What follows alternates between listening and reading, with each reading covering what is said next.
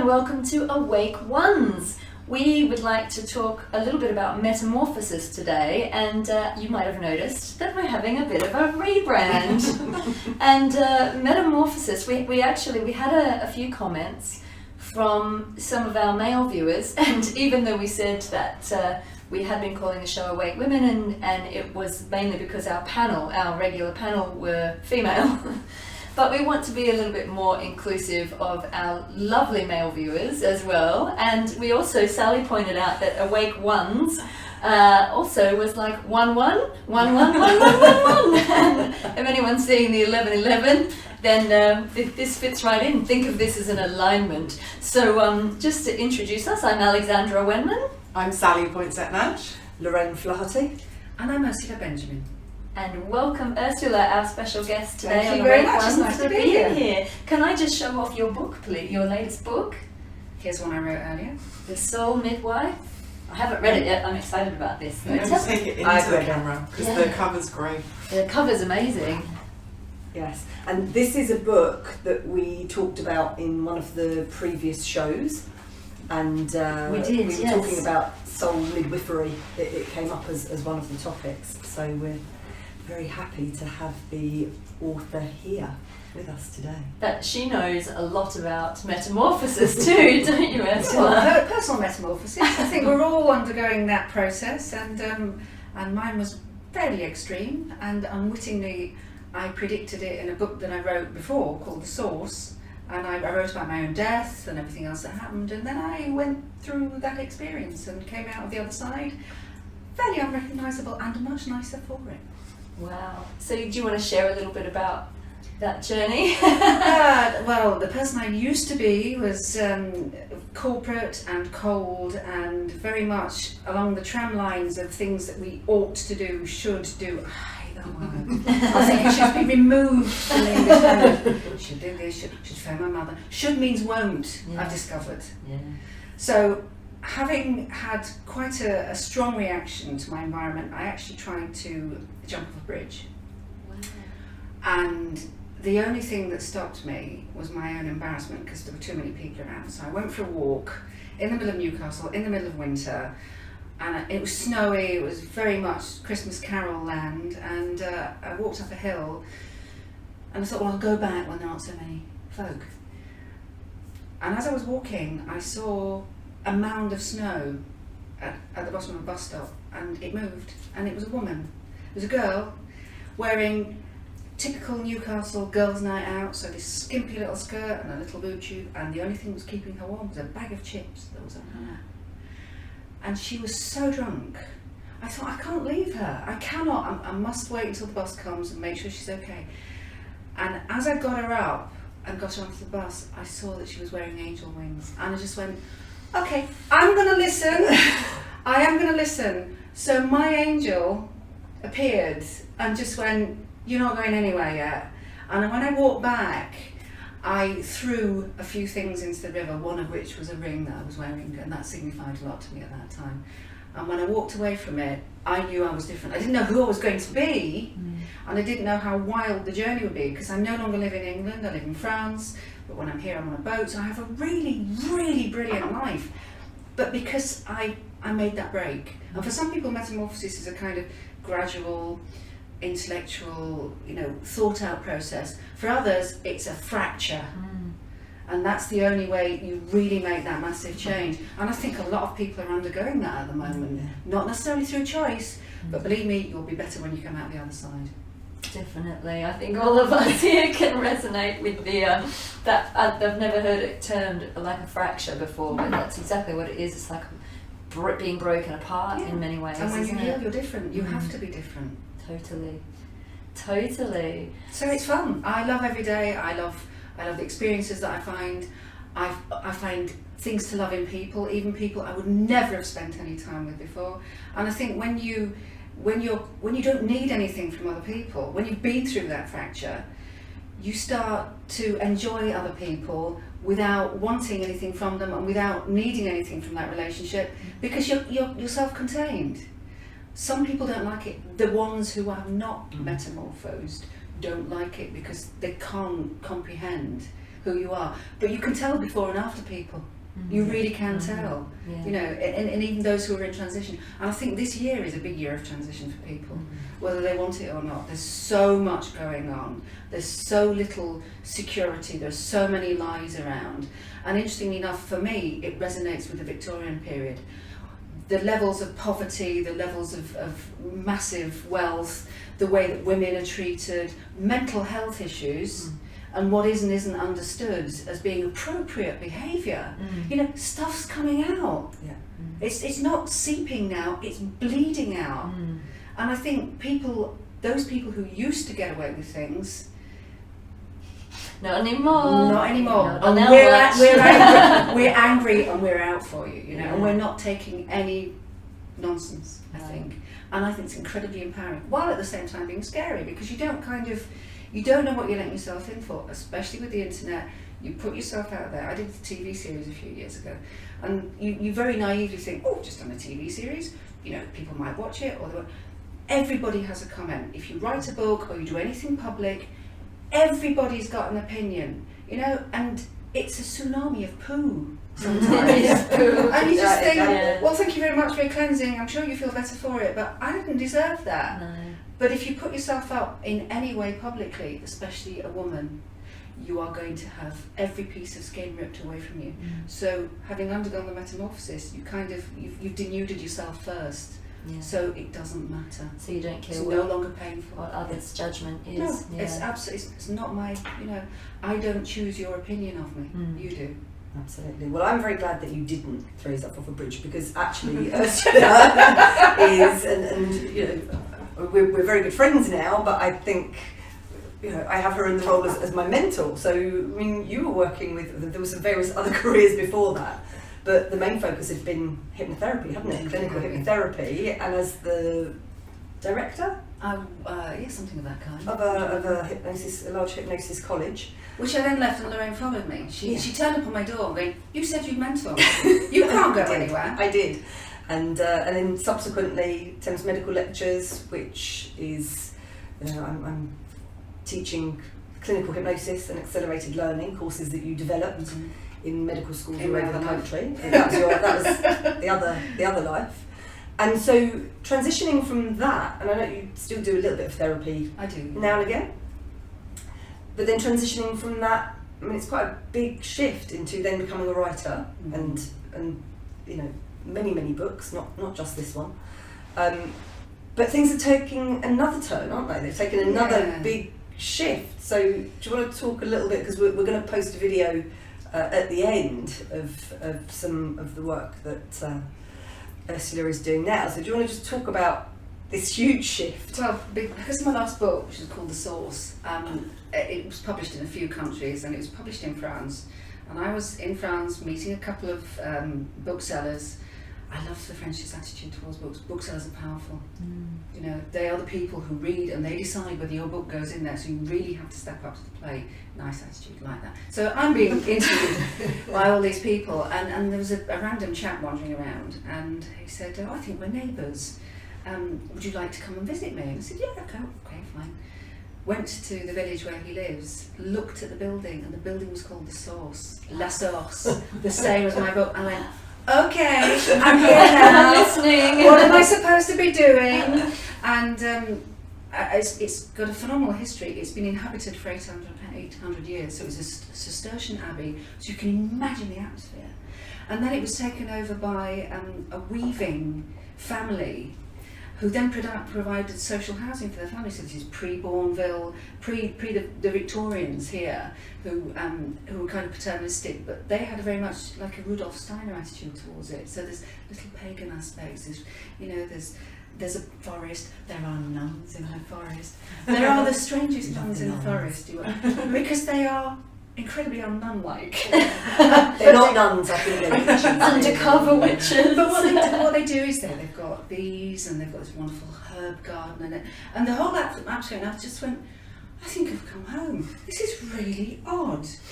And realised that what I wanted to do was to bring creativity. There's already a lot of creativity there, but to open it to people who wanted to heal through their own creative processes. So I took on board a project and I developed a couple of Gites which have got all recycled things in there. It's all repurposed, reloved, and it's full of artwork. Full of artwork.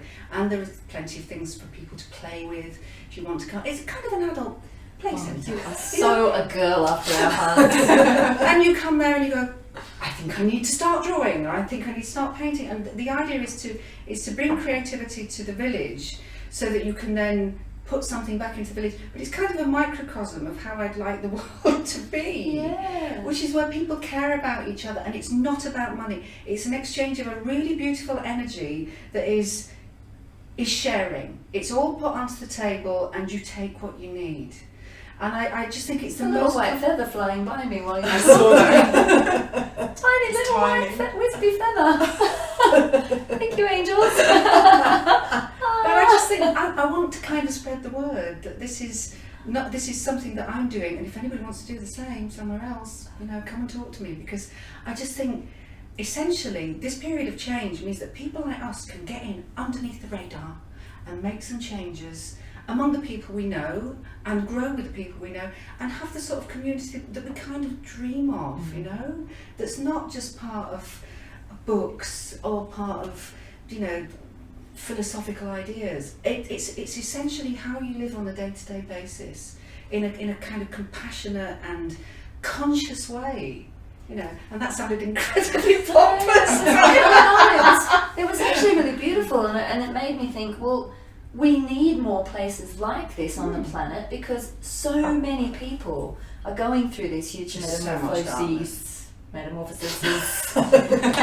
they need support, and they need help, they need support, they need to know that there's safe containers that they can come to and be held by people. And it isn't about being judged. No. I paint, I love painting, but when I finish painting, I take all the paint off. She paints over them. And I start playing. Because it's the act of creativity that's so precious to me, not putting it on a wall. That's not what I do it for. It's just for kind of engagement. But everybody's different. Everybody has something that they want to do and want to share and want to give. And there's so much scope for it. It's just so like a comment on the impermanence of things as well, isn't it? That we are always in metamorphosis. You can't ever not be. We're the so moment you think, changeable. I'm happy now, I'm going to fix this. Yeah, the rug comes out from under you. Of course it does. There's no such thing as just being fixed, having it fixed in stone.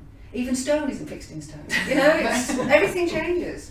And the moment you acknowledge that, and I also think it's harder for women, because you look at your face and you see your face changing, and you recognise that you might not look the way that you did at one moment in time. You might think, well, I looked better when I was 30 or whatever it was. But you look at yourself now, to actually look at yourself and go, do you know what, I think I'm rather beautiful, is a really difficult phrase for some people. It's almost impossible, because women are massively judgmental, and now it's happening to young men. And they look, and there is an expectation about how they're supposed to be, and just be the best version of yourself and play is really important. Play should be, we forget to play. I found it really hard to play for a long time. I think I'd been very adult from a very young age and very serious, and I had the weight of the world on my shoulders. I can relate to that, actually. And I almost had to teach myself to play, but then when I was doing that, I found, why am I wasting my time doing this? I have this to do, wait for it, this to do. And it was actually through my dogs and through animals that I learned how to play again. They taught you. Just completely ridiculous with my animals, and there's no judgment, and there's enjoyment, and there's love. And that's the easiest way for me to access play, because I'm still rather serious. And it's who I am, and I like that aspect of me. But through animals, I can play like no other. I think, to be honest, we play at being a grown-up. Yeah. Because who knows what a grown-up's supposed to be? I'm not a grown-up. I haven't got that out yet. I'm still working on it. I've kind of worked out what I want to be when I grow up, but not who I'm going to be when I grow up, I think.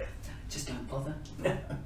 It's much more fun to say, I'm going to be who I am right now and really roll with it. Just enjoy it. Just embrace the fun, because it's so easy to go, it's really miserable, the weather's cold, there's this happening in the world and that happening. And you can let all this stuff, it's like those little birds you get in the countryside, they hang on you and you can't get rid of them. Yeah. So just don't let them stay. And you're going to be organising some events out there as well, aren't you? So writers' retreats. Yes, the idea is to get people to come together and just stick an easel in the middle of, I was saying in the middle of the lake, that would be an interesting one to see. Stick an easel in the village and just paint and play, and it's funny thing is, people start to roll together. People are starting to come without having done any advertising or any sort of promotion, and it's people who kind of recognise that there's an affinity there, and they don't necessarily have the language to understand where it's coming from or what it's about, but it's starting to happen. Yeah. And I've been. We cannot. Yes, you I've can. been. So I had to go and test it out, obviously. Yeah. Just purely for research purposes. And it really is fabulous. And even I found that even though we were kind of exploring and doing things, that it really sparked the creativity. I think just being out in nature helps, being in a beautiful environment, and the place is amazing. And there's also a little community. I'm part of the cooperative. So there's an organic shop, and the shop has got a library, it's got a bookshop, it's got a bar, it has concerts. Good French red wine. Do you know, what am I doing here? And the shop is literally next door to the Gite. And then on the other side of the road, there is this amazing tea house that just makes the best cakes. The best cakes. And on the other side, there's a restaurant. I mean, it's literally everything that you need. It's like a little microcosm of everything. But do you know what's there? It's people. And in a space like that, where, I think the difference is, nature is in the village. There are trees very present in the village. There is greenery very present in the village. It's wild. Nothing's really all that structured. And I think when you're out in that sort of nature, you have an affinity and much more of a respect for the space around you. And it's the fact that people do respect each other and respect their differences, and that's why I say it's not necessarily about the place, it's about how the people are allowed to thrive, because they're given enough scope. Yeah, and one of my favourite bits, and because I know we've talked about various things to do with religion and the male, we're talking about the balance of the male and the feminine. And the fact that this was once a Cistercian abbey, so it would have been full of monks. And one of the buildings, it's not the actual abbey, it was the gatehouse. It was the gatehouse, the portery. Called the portery. Doorway. Yeah, so it's a huge doorway. grand building that looks like an abbey. Doorway. Yeah, the doorway. It's now a cowshed. And it's magnificent. Yeah. And the cows get great milk from those cows. The cows are in this sort of environment where there's been chanting for hundreds of years, and do you know what? I love that. It's a building, put cows in it. Yes, absolutely. Holy cow. So I think for anyone watching, so people can come and stay, whether there's retreats or not. They can come and stay. They can just rest, do nothing, and recharge. That's the idea. And how many people can stay? Is it a group thing, or is it? The two of them are for couples, okay. But there are other places that people can stay as well, and I might run a few retreats out there. So and you do actually have a little sofa bed in there, so maybe a few. Yeah, there's space. There's got to have a There's space. We could kind of squeeze in. Angling, so we're going to get out there. Exactly. I think we might need to have an Awake Ones France version. Yes. Welcome to the touring. Awake Ones on tour. Recording live from the cowshed.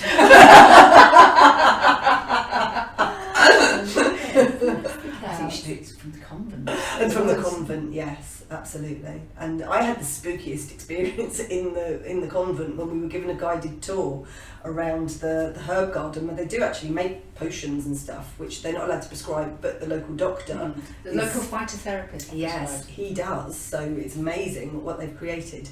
And my French is okay. I mean, I can get by. So the local doctor prescribes the herbs that the witchy nuns then create. Yeah, out of their This is garden. amazing. It's real. This is changing the world. It is. This is like, I want to come over just to come and get my herby prescription from the witchy medicine women. So when there was if someone speaks very slowly in French, or if I'm speaking French with my limited vocabulary, I can get by. But when it turns into a very full-on fast conversation, then I'm usually a bit stuck. And so on our trip, Ursula, who's fluent in French, was usually having to translate for me when it was an in-depth conversation. And we got to the herb garden, and we're walking around with this South American nun, and South American nun nun speaking French from Chihuahua. From Chihuahua. And she's describing what the plants are and what they do. And Ursula went to translate, and I looked at her and went, I can understand everything she's saying. I've got no idea, because it wasn't simple terminology that she was using, but I just knew every word that she was saying. It was so bizarre. It was like there had been some weird translation button gone on in my head. And then when we tried to leave, it's because you go through a forest, and it's all very mystical. Yeah, I just remembered. And it's like the Twilight Zone. Once you're there, No, it was Narnia. it is was like actually Narnia. Narnia. You actually can't leave. You can't get out, and we got lost in the woods. And Ursula had even said that this had happened before. So we were really conscious about making sure that we registered where we'd gone in and where the exits were and where we had to go back to get the car.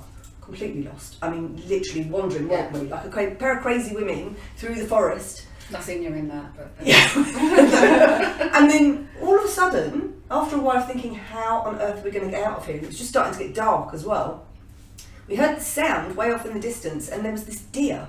And I promise you, this deer came out and it stopped and it went, Follow me. follow me!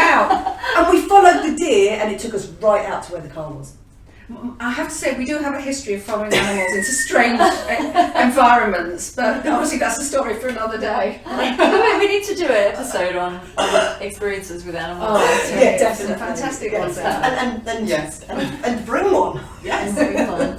Can we just, I want to just come back to our theme of metamorphosis, Yes. obviously, because we don't want to, well, we can We chat about digress. things. We're not digressing, because it is about it too. But I'm just wondering if anyone has any stories of metamorphosis, of whether it's personal metamorphosis that they would like to share that would maybe help our viewers. It's different kinds of metamorphosis, obviously. So I don't know, Laurie, anything to share? Wow, I mean, I think for me, I feel like I've gone through so many different stages of it.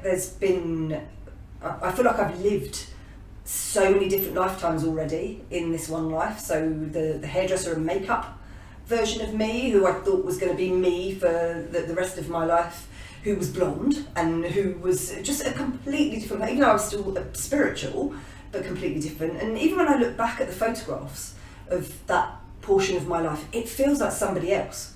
I have there is no kind of resonance anymore with that version of me and kind of the life that I had back then. I mean, I don't even think that any of the people that I knew that were my friends, I don't actually think any of them are in my life anymore, because they were friends for a particular purpose. You know, I was quite young, and so they were my party friends or my drinking friends, and they were people that I would socialise. We would go out for dinners and parties and go clubbing and stuff, and it was great. I don't have any. There's nothing negative about any of it whatsoever, but it's just not who I am now. Was there a thread that runs through?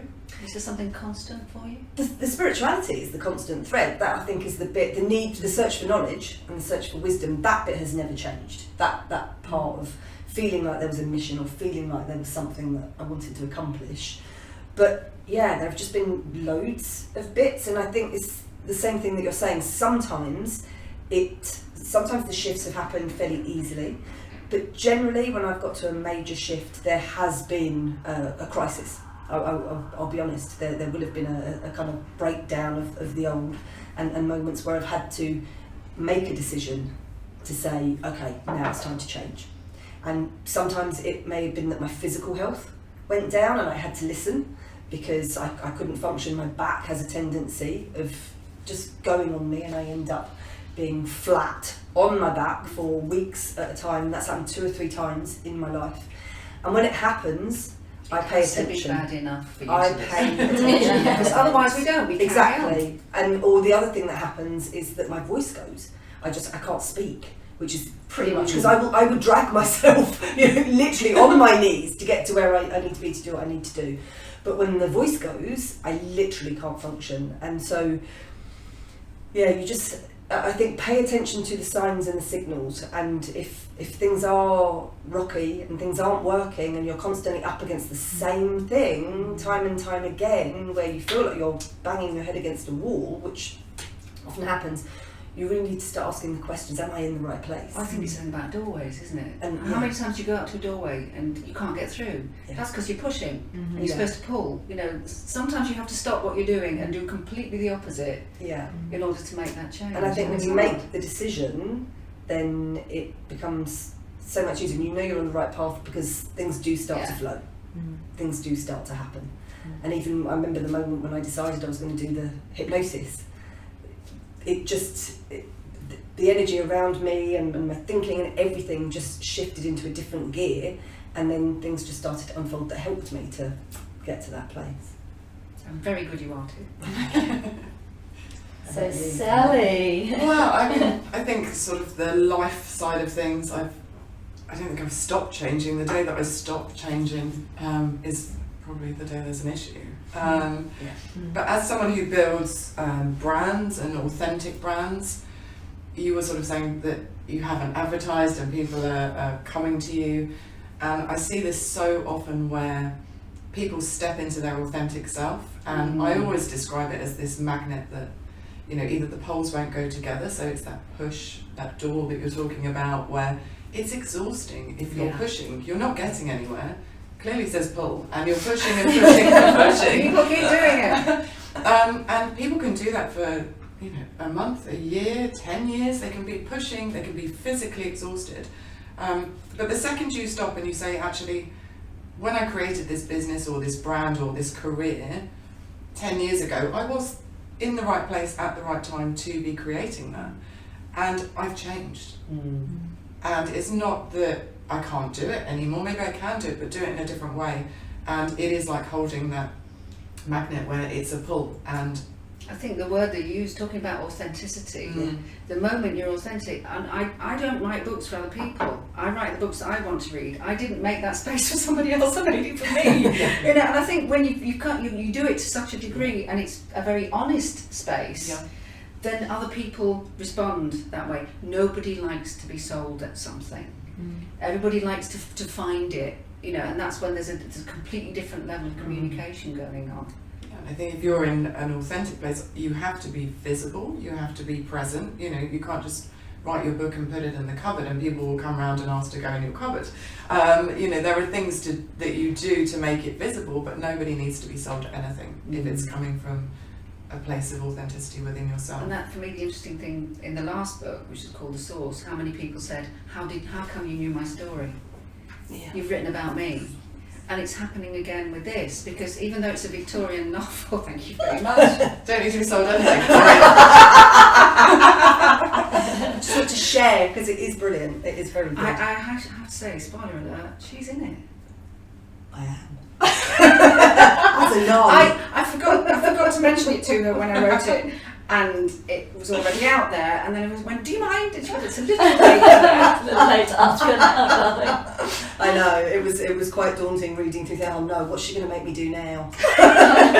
Did she metamorphosize you? Yeah. Oh yeah. Oh, yeah, I'll tell you definitely. It's kind of dangerous being near writers, because if you tell them anything, be prepared to find it in their book. Because they will sort of, draw on different aspects. And bearing in mind I was a therapist for 20-something years, and I listened to people's stories day after day after day. And it's like a detritus. You have to find a way of getting it away from you. And that's how I ended up writing. There are shades and aspects. We're every man, we're every woman. That's why people relate to stories, because there's always something in there that you go, you're telling my tale. But for me, it was a way of getting other people's stories out there and finding a kindness. Because that's the joy of writing or creating. You can write the ending, you can change things, you can make things right, you can, put things that weren't there in real life. So what about you, Metamorphosis? Oh God, where do you start? As an airy Libran, I think I live my life by flowing and changing and shifting. But I've had both experiences many times. I used to have this pattern in my life before I sort of woke up and got on this inner path full time. I realized that I found this pattern happening in my life where I would every second year of an even number would be a bad year, and every odd year was a good year. It was the weirdest thing. It was like, oh, well, I'm in the even, so it's just going to be terrible, and I'm in the odd, so it's all going to be my year now. I never got to the bottom of why that was happening, but it was like it kept happening until I moved to London, and then everything just went completely splat at the age of about 21. And then I had my first massive awakening, and it was like, I think I'd moved back here, and I think I got hit in the face with a lot of karma that I'd had when I'd had many past lives living in London, and I didn't quite realise. I also think that I grew up in a small town in Australia, Coffs Harbour, and then even Sydney's not that big of a city, and I didn't actually realise how clairsentient I was till I moved to England. And then I was absorbing everyone's energy, everyone's emotions, everyone's stuff, and then obviously there's a lot of spirit activity going on around here as well. And I had a massive collapse, but it was a massive shift. And Ursula's story about her angel really resonates, and I've spoken about my experiences with the angels in other shows. But yeah, I've had the fracture. I've had with the magazine I used to edit collapsing out from under me. I've had the subtle shifts, and now I'm sort of getting into the I guess the more, well, it's just living my life by metamorphosis. I think we're constantly, and I think that knowledge gives you the ingredients to change your life in a more, not necessarily systematic, but in a more directed way, because it's almost as if you've refined the tools, so you can make finer cuts, you can make the detail, and it the changes may seem smaller and more subtle, but actually those are the ones that become more profound, because it's how other people then choose to have an experience with you. But you're learning to listen to the universe, aren't you? I suppose when you can learn to kind of pay attention to the signs and when things happen, like you were saying. It stuns me how many people can walk past the most extraordinary experiences because they walk around with blinkers on. Because they go, that can't possibly be anything to do with me, and yet it might be a perfect opportunity or a person or a. And it just absolutely astounds me. So, open your eyes. It's all out there. It is. And you use in the source, it's the moth, isn't it? It's part of the symbol. And it was really amazing because we did a workshop in Ibiza just recently, and we were working from a very good friend of ours has a crystal shop, which Metamorphosis that I think you've done an interview for. So on the Alexandra Wenman show, there's a big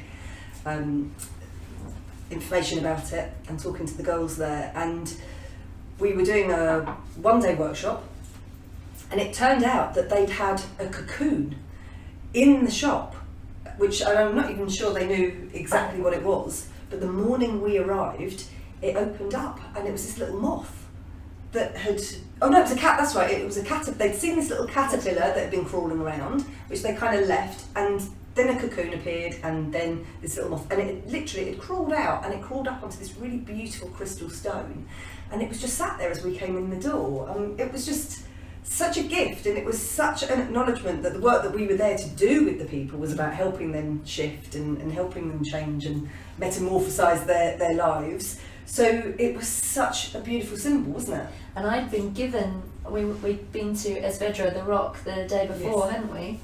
And I just sat down to meditate, and I'd been given this beautiful image of a golden cocoon being spun around me, and just to come back to self. And I think the message as well was, when you hold space for a lot of other people, and in this world, even if you're not working as a healer or a therapist, so many of us give out to others before we give to ourselves. And it was about, it's okay to kind of come into your safe cocoon and to down tools for everyone else for a while, and just honour you. And then allow yourself to go through your own. It's about being kind, isn't it? Yeah. We could have been kind to other people, but not necessarily good. Yeah. We expect other people to understand that we need it. Well, if you need it, you take it. It's yours. Mm-hmm. I think, the whole thing about metamorphosis, for me, the sort of bottom line is just have faith in yourself. I'm not saying just do it, I'm just saying have faith in yourself, rather than, you know, yet another book, yet another instruction course, yet another thing. You've got all the tools to make any change you need to make right now. You know, yes, by all means, continue to learn, because that's how we progress and we develop. But you can do it. Amazing! And on that note, my darling, how can people find you? Do you have a website? Oh, yes, I do actually. Yes, there is a website called ursulabenjamin.com. That's quite easy. And there's also a site for the Gites called Art Space Gites.fr. And Gites is Gites. Correct.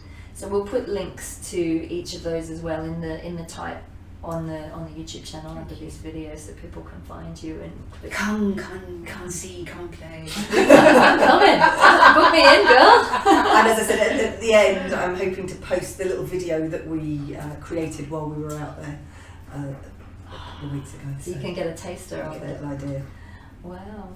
So, well, just to say thank you so much for being our guest. Thank you very much for We're inviting going me. to get you on again, girl. She's a regular now. I think she's part of the family now. And thank you all so much for watching Awake Ones. Bye.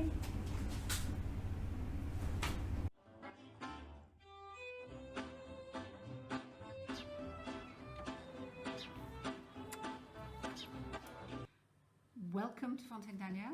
Fontaine-Daniel is an incredibly unusual village that's in the heart of Mayenne. The little village of Fontaine-Daniel exists only because of the factory of Toile de Mayenne, but actually there have been buildings here for the last 800 years, and they've been inhabited for that period of time, because before Toile de Mayenne was created, this whole area was a Cistercian abbey, and some of the buildings from that period of time are still in use, and you can see them around the village. There are other buildings that were built specifically to house the workers, and the building we're in now was actually here on the ground floor. There were 4 tiny little units, workmen's cottages effectively, that have now been split into 2 rather large spaces, and they are designed by me for creatives to come and experience this little bit of magic in the heart of France.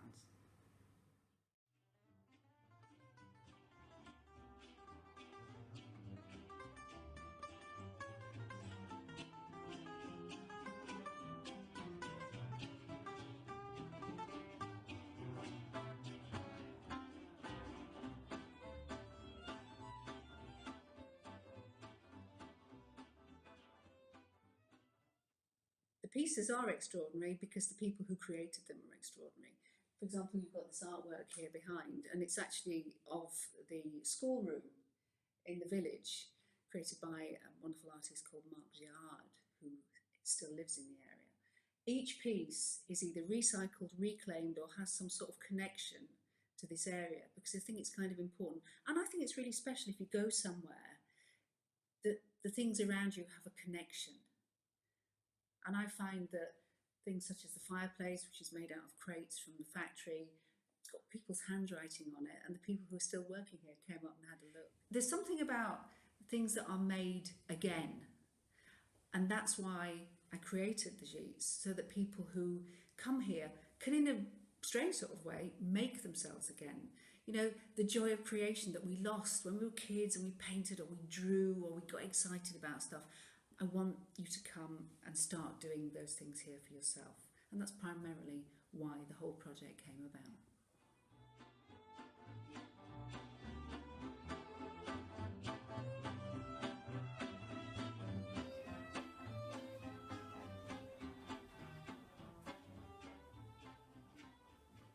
Well, there's a little goodie pack that has some homemade yogurt, homemade jam, be a nice bottle of wine chilling in the fridge for them, bread, anything else they want me to get in, it'll all be there ready and waiting.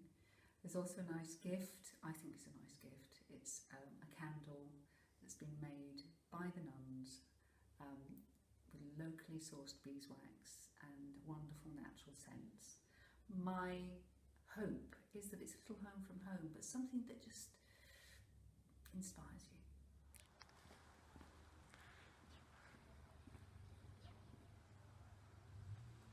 Well, this is the epicery, all organic produce, and as we go through there, there's organic wines, there's a little vegetable area, some fantastic cheese. Yeah, it's nice.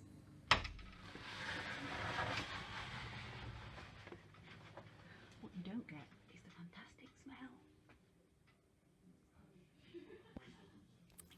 Ah, this is the source. This is one of the outlets of the natural spring water, and the figure could be a monk coming out of the water, or it could be a wonderful dryad. Who knows? See this? This is one of the buildings in Fontaine-Daniel, and behind me is the striped fabric. It's fabulous stuff.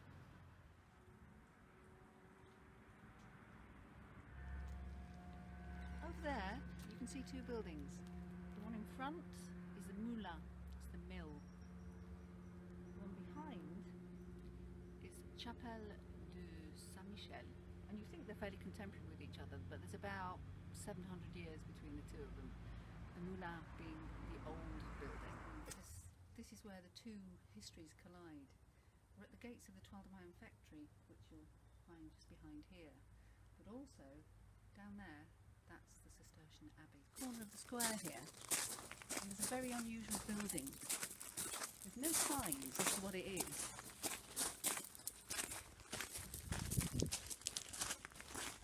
Over there, the mass would have been held once a week with the monks right at the top of the building and the rabble below. Do you know what it is now? It's a cowshed, and somehow it seems so right. Here at the end of the village is a place where the gardens were, and each of the families were allotted a little space, little allotment, so that they could grow their own vegetables.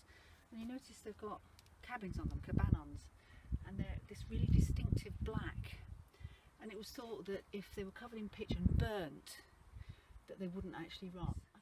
Behind is the forest, and there's some lovely walks in there. Right down